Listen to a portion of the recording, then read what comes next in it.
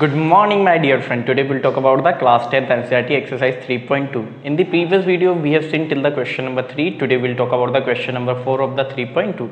So let us see the question number 4. What they have given in the question number 4? They have given us which of the following pair of linear equation are consistent, inconsistent. If consistent, obtain the solution graphically. Means हमें बताना है कि कौन से consistent और कौन से inconsistent. तो कंसिस्टेंट के लिए हमने बात किया था कि कंसिस्टेंट कब होते हैं, when they have a unique solution और मैनी सॉल्यूशन, तो कंसिस्टेंट होंगे. और इनकंसिस्टेंट कब होंगे, when the pair of linear equation has no solution. तो हम देखेंगे कि कौन से क्या हैं. तो फर्स्ट और फोर्थ वाला क्वेश्चन हम सॉल्व करेंगे, सेकंड और थर्ड वाला आप लोग करना है. ठीक है, फोर्थ के पहले क्वेश्चन की हम बात करते हैं. What is the question number 1? x plus y equal to 5, x plus y equal to 5 and the another equation they have given us 2x plus 2y equal to 10. 2x plus 2y equal to 10. तो देखिए सबसे पहली चीज जो हमने पढ़ी थी, what we have studied, कि whenever we are finding the number of solution, whenever we are finding they are consistent और inconsistent, at that time everything must be on the left hand side of the equal. सभी equal के left hand side होना चाहिए. तो 5 को हम left hand side लेके आते हैं तो प्लस 5 लेफ्ट हैंड साइड आएगा, it will become minus 5 equal to 0. Equation number 1. Plus 10 left hand side आएगा तो minus 10 equal to 0. Equation number 2. Now we will compare it. Compare both the equation with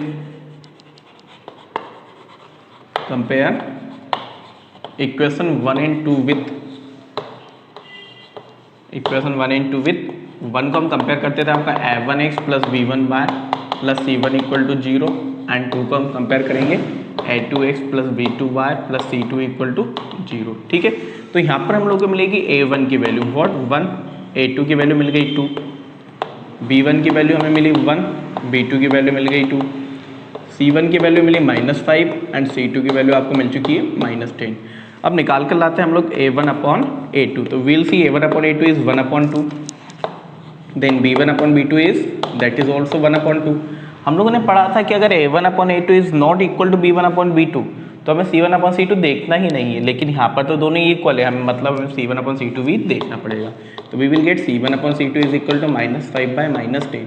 minus से minus cancel, 5 बन जा 5, 5 टू जा 10, मतलब that is also 1 upon 2. Therefore we can say that a1 upon a2 is equal to b1 upon b2 equal to c1 upon c2.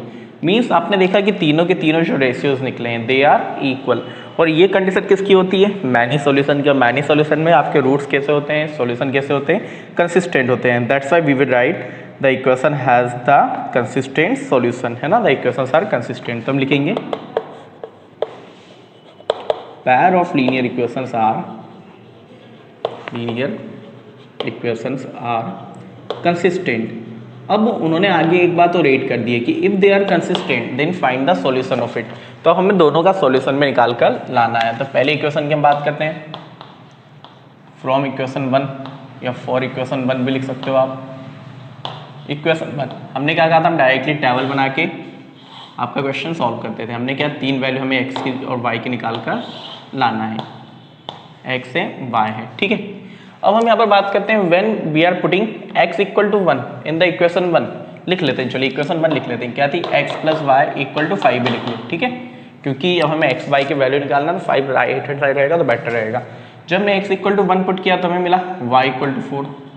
जब x equal to 2 put किया y equal to 3, और जब x equal to 3 put किया तो y equal to 2. These are the values. इनके लिए हमें graph बनाना है. इक्वेशन सेकंड की बात करते हैं फ्रॉम इक्वेशन सेकंड वाली क्या थी, 2x plus 2y equal to 10. ठीक है, इसके लिए हम ग्राफ बनाते हैं. अगर आप चाहो तो इसे आप सिंप्लीफाई भी कर सकते हो. सिंप्लीफाई कैसे होगी, ये दोनों में आपने क्या किया, पूरी इक्वेशन में आपने 2 का डिवाइड कर दिया. Then you will get x plus y equal to 5. Then will get the same solution. 1 put करने पर 4, 2 पुट करने पर आपको मिला 3, 3 पुट करने पर आपको मिला 2. Then you will have to plot the graph of it. क्या बनाना है, हमें इसका ग्राफ प्लॉट करना है. ठीक है, तो हम प्लॉट करते हैं ग्राफ. ये हो गया हमारा 0, 1, 2, 3, 4, 5 so on. Plus x axis minus x axis -1 -2 plus y axis 1 2 3 4. ठीक है, प्लस y माइनस y -1 और -2. ठीक है, now we have to plot the graph plot करते हैं. पहली वैल्यू है 1 और 4, तो ये हो चुका है आपका 1, ये हो चुका है 4. इससे आपने नाम दे दिया a. सेकंड वैल्यू थी 2 और 3, तो ये है 2, ये है 3, इसका आपने नेम दिया बी। देखिए ग्राफ पे बहुत अच्छे से ग्राफ प्लॉट हो पाएगा, है ना, ठीक है। देन थर्ड वैल्यू है 3 and 2, ये है 3 आपको, ये है 2, ये आपके बन गए तीनों पॉइंट जिससे आपने नाम दिया C. Now join them, oh my God, ज्वाइन कर लीजिएगा प्रॉपरली आप लोग, है ना, स्केल से प्रॉपर ज्वाइन हो पाएगा। इन that way you can get the graph of this. अब बोलोगे सर सेकंड वाले के बनाइए, सेकंड वाले के सॉल्यूशन भी तो सेम है, और जब आपकी कोइंसिडेंट लाइन है, जब आपके many solution, in that case the same graph will be there, है ना, दोनों इक्वेशन के लिए आपका ग्राफ सेम बनेगा, ठीक है। देन अब बात करते हैं इसके फोर्थ वाले क्वेश्चन की, ठीक है। Second and third you will have to do by your self. Question number 4, आप लोग देखिए क्वेश्चन नंबर 4 क्या है, व्हाट इज इट। तो क्वेश्चन नंबर 4 की अगर हम बात करें, दे have given us 2x - 2y - 2 = 0, लिख लेते हैं फोर्थ का फोर्थ वाला।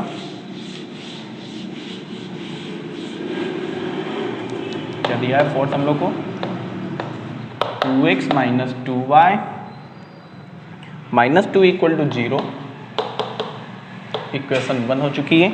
इक्वेशन सेकंड है 4x - 4y - 5 = 0, 4x - 4y - 5 = 0, equation number second. The same thing we will write, compare equation 1 with that and compare equation 2 with that. Okay, तो compare करने पे हमें क्या मिलेगा, यहाँ पे a1 = मिल जाएगा 2, b1 = मिलेगा -2 and c1 is also equal to -2, a2 = मिला आपको 4, b2 = मिला -4 एंड c2 = मिला हमें -5। यहाँ पर हम निकाल के लाते हैं a1/a2, तो दैट विल बी 2/4, कैंसिल करने पर हम लोग को मिला 1/2, ठीक है। देन b1/b2 -2y -4, माइनस से माइनस कैंसिल, 2 1 = 2, 2 2 = 4। अब आपने कहा sir a1/a2 is equal to b1/b2, mean c1/c2 हमें देखना पड़ेगा, तो c1/c2 क्या मिला, -2y -5, माइनस से माइनस कैंसिल, क्या रिमेन रहा केवल 2/5। Therefore we can say that क्या मिला हम लोगों को, a1/a2 equal to b1/b2 is not equal to c1/c2। मतलब आपने देखा कि a1 और a2 तो 1/2 थे, इक्वल थे, लेकिन c1/c2 क्या था, 2/5 था। It mean c1/c2 is not equal to that. और जब ये नो सॉल्यूशन का केस आ जाता है, this is the case of no solution, और in the case of no solution the equation has inconsistent, है ना, हम क्या लिख देंगे, pair of equations are inconsistent, pair of equations are inconsistent.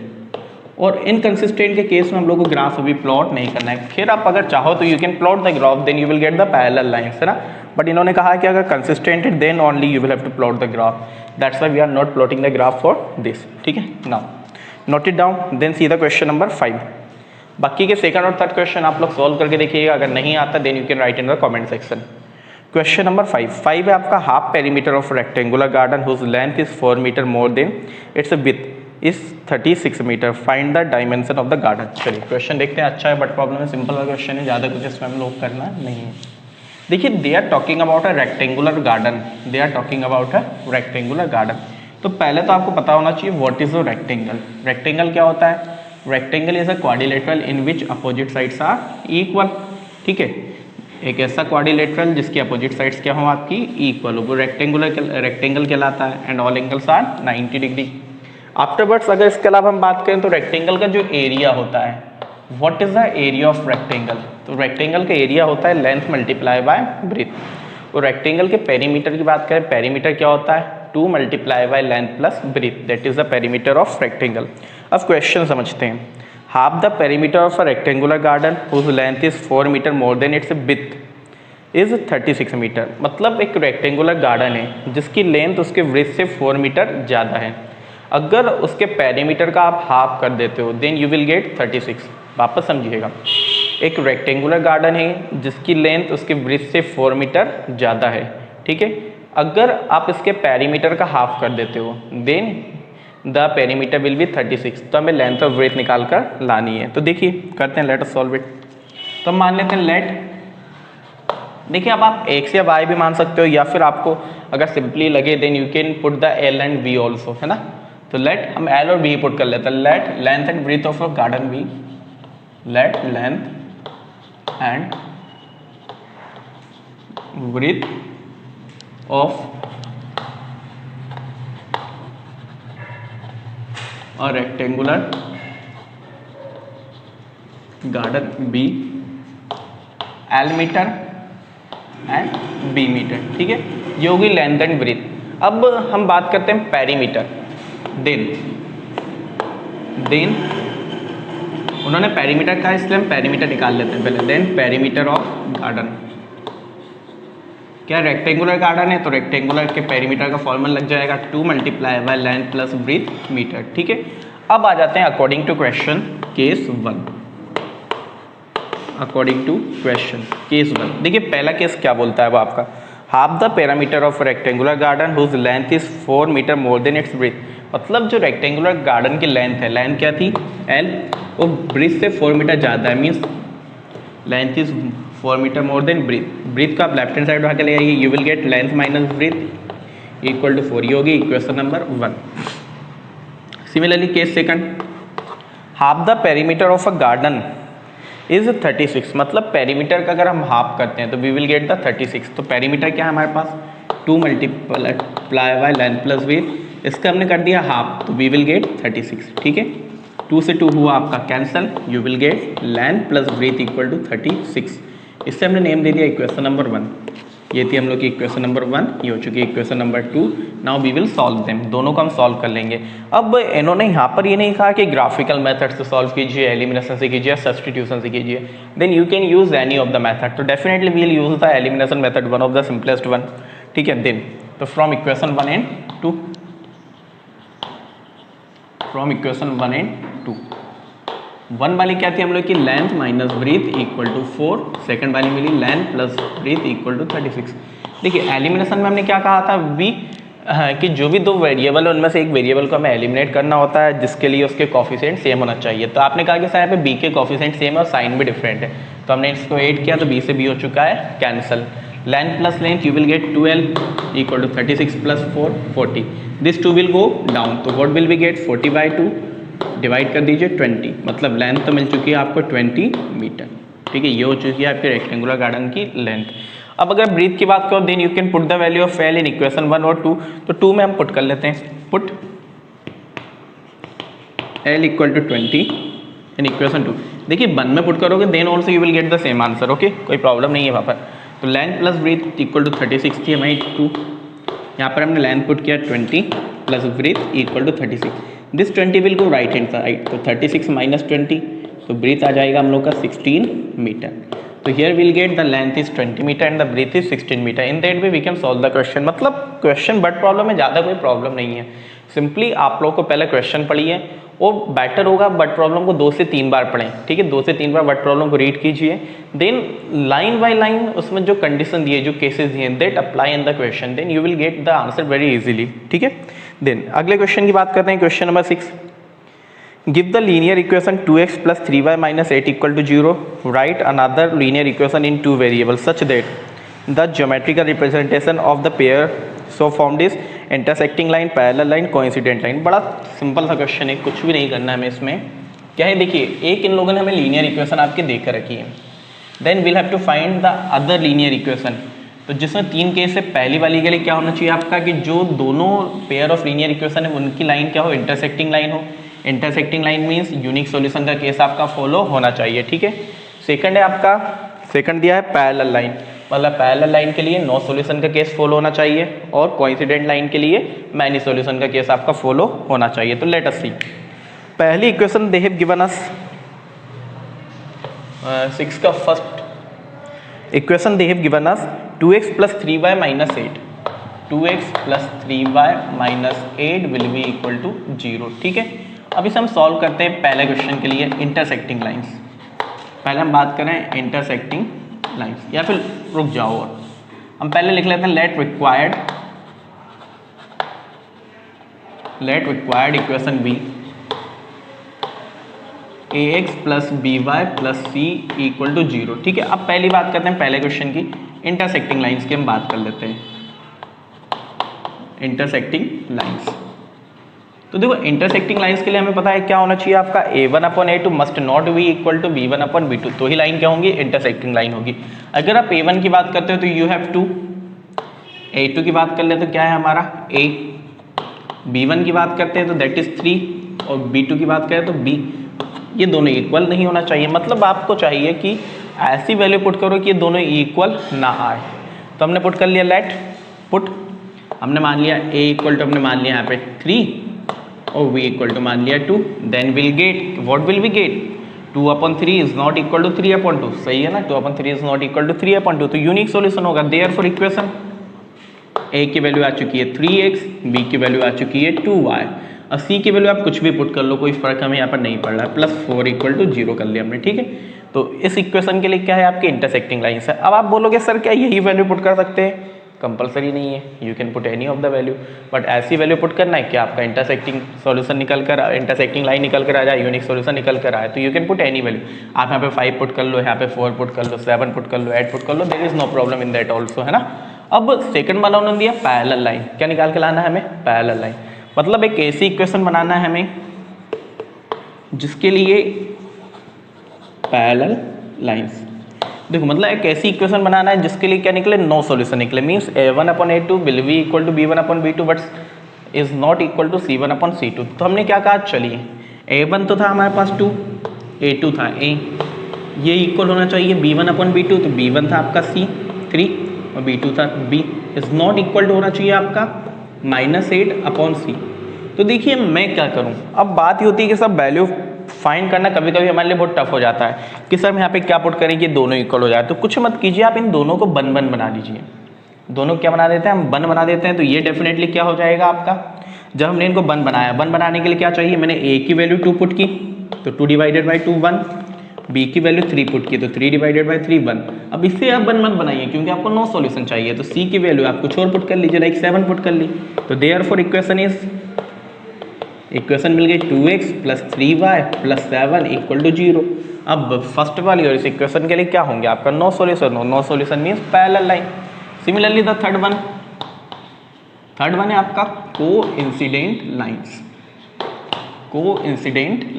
Coincident lines means a1/a2 is equal to b1/b2 is equal to c1/c2, मतलब तीनों equal होना चाहिए, तो c के प्लेस में -8 पुट कर लेते हैं तो वो भी बन जाएगा, तो इक्वल हो जाएंगे, है ना। तो क्या लिखते हैं हम लोग, पहला आया हमारा 2/a equal to 3/b equal to -8/c, तो हमने a के प्लेस में पुट कर लिया 2। चलिए रुक जाइए, अगर आप -80 पुट कर लोगे then you will get the same equation, तो हम क्या करते हैं कुछ और पुट कर लेते हैं, ऐसा करते हैं इनका डबल पुट कर लेते हैं, तो हमें मिल गया a equal to 4, b equal to 6 and c equal to -16। अब देखिए तीनों का सॉल्यूशन क्या आपका सेम निकल के आएगा, डेफिनेटली निकलना है, तो इक्वेशन क्या मिल गई आपकी 4x + 6y -16 equal to 0। Okay, ये हो गई आपकी कोइंसिडेंट लाइन के लिए, देख लीजिए करके देख लीजिए क्या तीनों की वैल्यू सेम आएगी, a1/a2 भी 1/2 आएगा, b1/b2 भी 1/2 आएगा एंड c1/c2 भी 1/2 आएगा। इन that way you can solve this question. Actually this question is not so important, है ना, इतना ज़्यादा इंपॉर्टेंट नहीं है, बट आई होप आप लोगों को समझ में आ गया होगा। अब बात करते हैं the last question of the exercise, question number 7। तो पहले आप लोग क्वेश्चन नंबर 7 पढ़िए, जब तक मैं बोर्ड को रफ कर देता हूँ।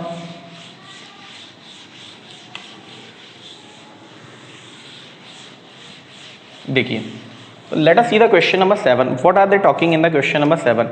कि draw the graph of the equation x minus y plus 1 and 3x plus 2y minus 12 equal to 0. Determine the coordinates of the vertices of a triangle formed by these lines and the x-axis and set the triangular region. Triangular region को हमें set करना और कुछ भी हमें यहाँ पर नहीं करना, मतलब ये दोनों का आप ग्राफ बनाओगे, फिर जो भी सॉल्यूशन निकल के आता है उसमें आपको ट्राइंगल के वर्टेक्स देखना है, और जो ट्राइंगुलर रीजन है एक्स एक्सिस पे, देखिए दो बनते हैं, एक ट्राइंगल बन सकता है आपका बाय एक्सिस पे, एक बनता है एक्स एक्सिस पे, तो आपको क्या देखना, उसको रीजन को सेट करना है। तो हम यहाँ पे रीजन को सेट भी कर लेंगे, हम एरिया निकालना भी देख लेंगे कि ट्राइंगल का अगर एरिया निकालने के लिए जाए तो एरिया कैसे निकाला जाता है, हाइट कैसे निकाली जाती है, ठीक है।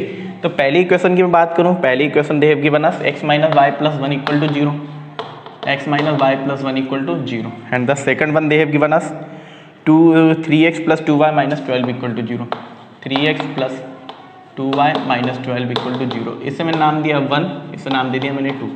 हम बात करते हैं फॉर इक्वेशन 1, x - y + 1। देखिए ये तो काफ़ी सिंपल सी है, यहाँ पर तो आप x y की इजीली वैल्यू निकाल कर ला सकते हो, ठीक है, कि x की कुछ भी वैल्यू पुट करो, y की कुछ ना कुछ वैल्यू निकल कर आएगी, x एंड y। जब मैंने x = 1 पुट किया, तो क्या हुआ, 1 + 1 2, 2 will go right hand side, तो -2, माइनस से माइनस कैंसिल, तो y की वैल्यू आ गई 2। वैल्यू ऐसी लाना कि ज़्यादा बड़ी ना होनी तो ग्राफ में नहीं बन पाएगी ना। x इक्वल टू आपने 2 पुट किया तो 2 + 3 तो y की वैल्यू आ गई 3। x इक्वल टू आपने 3 पुट किया तो y की वैल्यू आ जाएगी 4, है ना। पुट करके देख लेना, अगर नहीं हो पाता देन आप किसी एक की वैल्यू निकाल के ले आइए। लाइक कैसा कर लेते हैं, x इक्वल टू क्या हो जाएगा हमारा, x इक्वल टू हो जाएगा ये बाय -1, है ना, बाय -1, ठीक है। देखिए एक बार चेक कर लीजिए वैल्यू गड़बड़ हुई क्या कुछ। x इक्वल टू आप 1 पुट करो, रुक जाओ, x इक्वल टू बाय -1 हो जाएगा, या फिर आप बाई की वैल्यू निकाल लीजिए सीधी। किसकी वैल्यू निकाल लेते हैं हम लोग, बाई की वैल्यू निकाल लेते हैं। हमने यहाँ पे बाई की वैल्यू निकाली, चलो x की निकाल लेते हैं। क्या हो जाएगा, बाय -1। जब आपने बाई की वैल्यू 2 पुट की, x की वैल्यू 1 आई, y की वैल्यू 3 पुट की, x की वैल्यू 2 आई, y की वैल्यू 4 पुट की, x की value 3 I. In that way also you can solve the question, ठीक है। इक्वेशन नंबर सेकंड की बात करते हैं। सेकंड क्या है हम लोग की, 3x + 2y - 12 = 0। तो इसे भी हम थोड़ा सिंप्लीफाई करके y की वैल्यू निकाल लेते हैं। 2y = क्या हो जाएगा मेरा, 12 - 3x, मतलब मैं कुछ x की वैल्यू पुट करूँगा, y की निकल कर आएगी और उस वैल्यू में 2 का हम डिवाइड भी कर लेंगे, ठीक है। देन क्यों 2 का डिवाइड क्यों करेंगे, because this 2 will go down. लिख ही लेते हैं चलिए, y = क्या हो जाएगा, 12 - 3x/2, ठीक है। अब बात करते हैं हम x और y की वैल्यू। हमने कहा सर x इक्वल टू हमने 0 पुट किया, x इक्वल टू 0 पुट किया तो y इक्वल टू क्या हो जाएगा, 12 - 0/2 मतलब 6 हो गया, है ना। इतनी बड़ी वैल्यू पुट मत करना कि आप उसे सॉल्व नहीं कर पाओ, ठीक है। देन x इक्वल टू हम पुट कर लेते हैं -1, ठीक है। चलो -1 नहीं 1 ही पुट कर लेते हैं। x इक्वल टू 1 पुट किया, 12 - 3 9, 9/2 4.5 मिल गया आपको। x इक्वल टू आपने 2 पुट किया, 12 - 6 6/2 3, ये मिल चुकी है value. Now we'll have to plot the graph between them. Graph plot करते हैं, मतलब देखिए ये वैल्यू कैसे निकल जाती है, मैंने आपको पहले भी काफ़ी बार बताई है ग्राफिकल मेथड किस तरह सॉल्व आपको करना है। अगर आपको ये समझ में नहीं आया तो again watch the video, otherwise watch the previous video, in that video you can easily get it, ठीक है। ये हो चुका है आपका ओरिजिन 0, ये हो चुका है +x एक्सिस, ये है हम लोग का -x एक्सिस, ये है +y एक्सिस, ये है हम लोग का -y एक्सिस। देखिए कहाँ तक की वैल्यू चाहिए मुझे, x में तो मुझे 4 तक की ही चाहिए, लेकिन y में मुझे चाहिए 6 तक की वैल्यू, ठीक है। तो ये हो गया हम लोग का 1 2 3 4 5 -1 -2, ये है -1 -2 -3 1 2 3 4 5 और आगे बढ़ा लेते हैं इसे, ये हो चुका है 6, ये है +y एक्सिस। पहली वैल्यू है आपकी x = 1 y = 2, तो x = 1 y = 2, ये होगा मेरा पॉइंट A, ठीक है। देन अगली वैल्यू है x = 2 y = 3, तो x = 2 y = 3, point B। x = 3 y = 4, तो x = 3 y = 4, ये होगा पॉइंट C। दोनों को हमने, तीनों को हमने ज्वाइन कर दिया, तीनों पॉइंट्स को, ठीक है। आप थोड़ा प्रॉपर वे में ज्वाइन कर लेना स्केल से, ठीक है। ये आपने ज्वाइन कर दिया, किस इक्वेशन के लिए था आपका ये, x - y + 1 = 0। देन सेकेंडली अगर हम बात करते हैं सेकंड इक्वेशन के लिए क्या था आपका, 0 और 6, मतलब ये है आपका 0, ये है 6, इस पॉइंट को आप नेम दे दीजिए P। अगला है आपका 1 and 4.5, तो ये हुआ 1 और ये 4.5, यहाँ कहीं पर ग्राफ पे आपको एग्जैक्ट मिल जाएगा, ठीक है। देन थर्ड है 2 और 3, तो ये था 2 और ये है 3, ऑलरेडी पॉइंट B बना हुआ है, तीनों पॉइंट को आप ज्वाइन कर लीजिए, ठीक है। तीनों पॉइंट को हम लोग ज्वाइन कर लेते हैं, हमने ज्वाइन किया तो ये मिला हमें ग्राफ, है ना। देखिए आपको प्रॉपर आपका जब आप ग्राफ कॉलम बनाओगे then you will get the proper, ये इक्वेशन क्या थी मेरी, 3x + 2y - 12 = 0, ठीक है। अब बात करते हैं ट्राइंगल की, they are talking about the triangle कि which triangle is forming here, यहाँ पे कौन सा ट्राइंगल आपका फॉर्म हो रहा है। तो आप देखिएगा, आप यहाँ पर देखिएगा आपको कौन सा ट्राइंगल मिलता है। ये देखिए ये B है, इस पॉइंट को आप नाम दे दीजिए A, इस पॉइंट को, सॉरी A तो हम लोग पास और ऑलरेडी है, इसको नाम देते हैं हम D, इसको देते हैं E। ये देखिए ये जो आपको ट्राइंगल मिला है ना, that will be the triangle on the x axis, इसी को आपको सेट करना था, इसी को आपको सेट करना था। ये हमने x एक्सिस पे सेट कर दिया। बाय की बात करते हैं तो बाय पे आपका ये वाला ट्राइंगल सेट हो जाता है, ठीक है। अब मैं इसके एरिया की बात कर लूँ, वैसे उन्होंने एरिया का पूछा नहीं है, लेकिन अगर हम एरिया की बात कर लें तो एरिया ऑफ ट्राइंगल, क्या नाम दिया हमने ट्राइंगल का, DBE। एरिया का फॉर्मूला लगता है 1/2 base into height, base into height. तो देखिए बेस क्या होगा, ये वाला जो पोर्शन होगा ना, that is called the base. यहाँ पर आप y की वैल्यू देख लीजिए कितने, y के कितने, सीधा सिंपली बोलें तो ग्राफ के अंदर y के कितने बॉक्स आपके छूटे हुए हैं, तो 1 2 और 3, तो y के बेस क्या होगा, हाइट क्या हो गई आपकी, हाइट तो हो गई आपकी 3, और बेस होगा x एक्सिस, x एक्सिस में कितने पॉइंट छूटे हैं, 1 2 3 4, तो x की वैल्यू हो गई बेस हो गया आपका 4। मतलब आपको कुछ नहीं करना, केवल जितने में ट्राइंगल बना है वहाँ पर देखिए एक्स के लिए ग्राफ में कितने पॉइंट कितने ब्लॉक छूटे हुए हैं और वाई के लिए कितने ब्लॉक छूटे हुए हैं, उनको काउंट कर लीजिए, then that will be the breadth and height. ठीक है, बाई के लिए देखना होता तो हाइट क्या होती, ये वाली आपकी हाइट हो जाती है ना 1 2 3, और बेस क्या हो जाता, ये हो जाता 1 2 3 4 5 6 है ना। तो ऐसा आपको देखना पड़ेगा। देन 2 2 जा 4, 2 3 जा 6, 6 स्क्वायर यूनिट। एक्चुअली इनने आपका एरिया पूछा नहीं था, बट जनरली जब एग्जाम के अंदर क्वेश्चन आता है वहाँ पे ट्राइंगल का एरिया भी वो लोग पूछ लेते हैं, तो आपको एरिया निकालते भी आना चाहिए। I hope all of you understand about it. If you have any problem then you can write in the comment section. Thank you very much.